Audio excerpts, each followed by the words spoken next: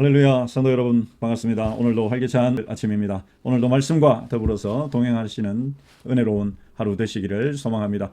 오늘은 창세기 8장입니다. 창세기 8장 17절부터 20절까지 말씀입니다. 너와 함께한 모든 혈육 있는 생물 곧 새와 가축과 땅에 기는 모든 것을 다 이끌어내라.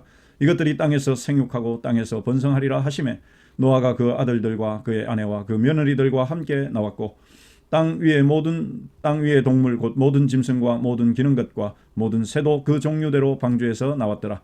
노아가 여호와께 제단을 쌓고 모든 정결한 짐승과 모든 정결한 새 중에서 제물을 취하여 번제로 제단에 드렸더니. 아멘. 네, 여러분, 오늘은 창세기 8장 말씀입니다. 창세기 8장의 제목을 우리가 하나님과 동행하는 삶의 비결, 그 비결로 인내와 순종, 이렇게 창세기 8장의 제목을 정해보았습니다. 여러분, 노아는 홍수 심판 동안 비가 내린 그 40일을 포함해서 물이 땅에 넘친 모든 기간이 150일, 그러니까 개월수로 그 5개월에 해당하죠. 이후에 물이 줄어들고 땅이 마르기까지 노아와 가족들 그리고 수많은 동물들은 1년이 넘는 기간, 약 370일가량을 닫힌 방주 안에서 지내야 했습니다. 여러분, 뱃사람이 육지를 그리워하듯이 악취와 소음, 답답함이 가득한 그 방주에서의 생활은 아마도 노아에게도 큰 인내가 필요했던 시간이었을 것입니다. 여러분, 하루라도 빨리 문을 열고 나가고 싶은 것이 인지상정 아니겠습니까? 그 5개월의 시간 동안 여러분, 그 답답한 방주 안에서의 삶은 결코 만만한 것이 아니었습니다. 노아는 까마귀와 비둘기를 통해 물이 줄어든 것을 확인했습니다. 까마귀를 날리고 비둘기를 날렸다는 말은 노아도 속히 육지로 나가고 싶다는 것을 보여주는 것이죠. 심지어 601년 노아 나이 601세 1월 1일에는 아예 방주 뚜껑을 제치고 지면에 물이 줄어든 것을 직접 두 눈으로 확인하기까지 했습니다. 그런데 노아는 바로 나가지 않습니다.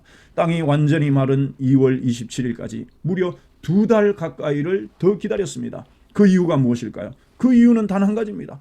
방주에서 나와라 라는 하나님의 말씀이 떨어지지 않았기 때문이죠. 방주에서 들어가라 라고 하신 하나님의 말씀, 방주의 문을 친히 닫으신 분이 하나님이시기에 노아는 그 하나님의 말씀이 들릴 때까지, 하나님의 말씀이 있을 때까지 기다렸던 것입니다.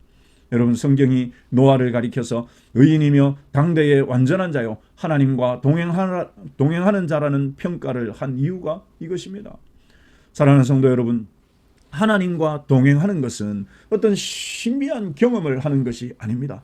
내 눈에 보이는 현실보다 하나님의 말씀을 앞세우는 것, 내 눈에 보이는 내 상황에 요동하지 않고 하나님의 말씀에 철저하게 인도함을 받는 것이 여러분, 하나님과 동행한다는 것의 의미인 것이죠.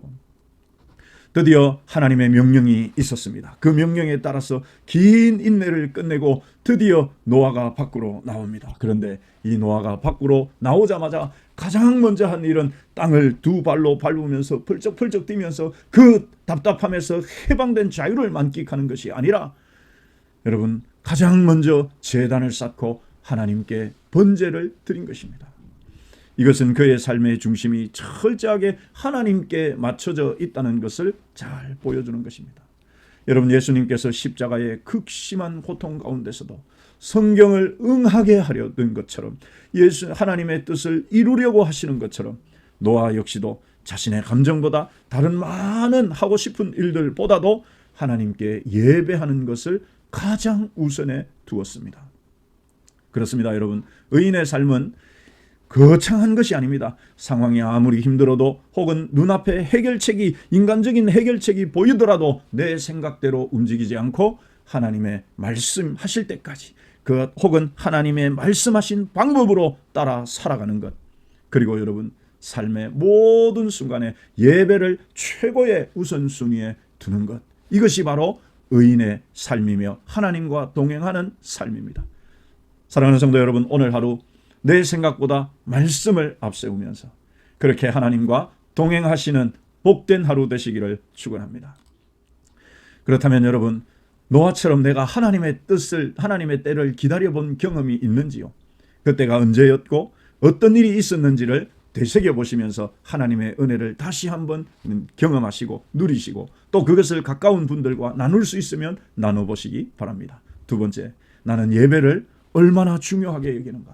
노아는 나오자마자 가장 먼저 예배를 드렸습니다. 내 삶의 우선순위에 있어서 예배는 어느 정도의 순위에 있는지 오늘 진중하게 우리의 예배에 대한 태도도 돌아보십시다. 사랑하는 성도 여러분, 오늘도 말씀과 더불어서 활기차고 은혜로운 하루 되시기를 소망합니다. 파이팅!